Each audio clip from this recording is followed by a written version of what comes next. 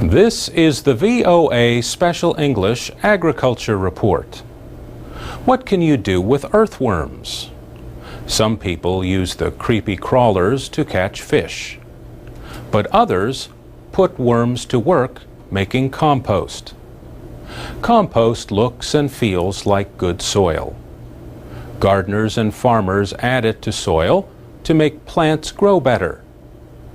You can make compost from food waste at home with or without the help of worms. How the worms help is by first eating and processing the food. It comes out the other end of the worm as rich compost. Kim Gable from the University of Florida Extension Service in Key West says worms known as red wigglers are the best varieties to use. You need a container to hold the waste and the worms. The size of the composting bin depends on how much compost you want to make. You need about 1 kilogram of worms for each half a kilogram of daily food waste that you add. Kim Gable says the bin needs holes so the worms can breathe.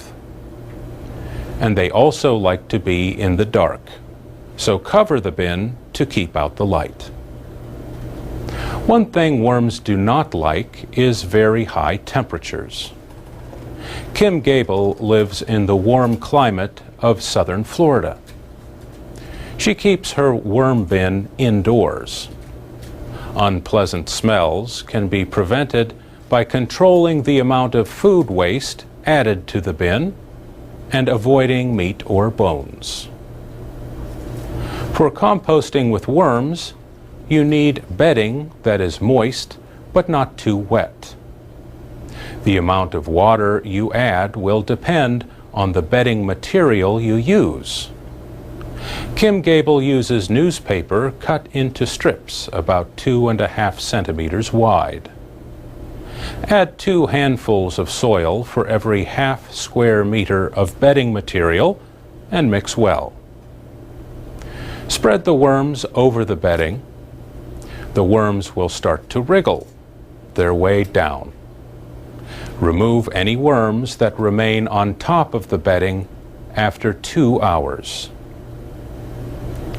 When you feed the worms, place the food about 2.5 centimeters below the surface of the bedding and cover it.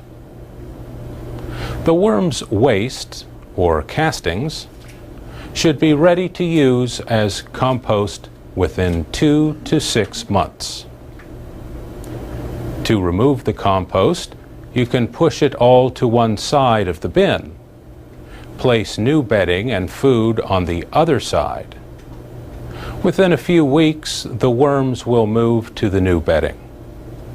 Now you can remove the compost and fill the empty space with new bedding. For VOA Special English, I'm Mario Ritter. For more gardening advice, and for more programs and activities for English learners, go to voaspecialenglish.com. We're on Facebook, Twitter, and iTunes at VOA Learning English.